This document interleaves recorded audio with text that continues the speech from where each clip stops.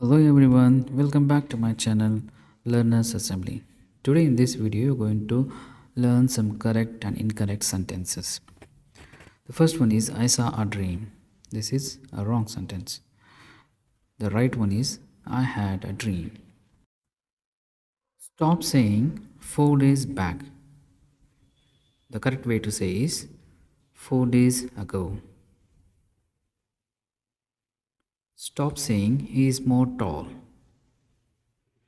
The correct way to say is he is taller. Stop saying people is. The correct way to say is people are. Stop saying discuss about.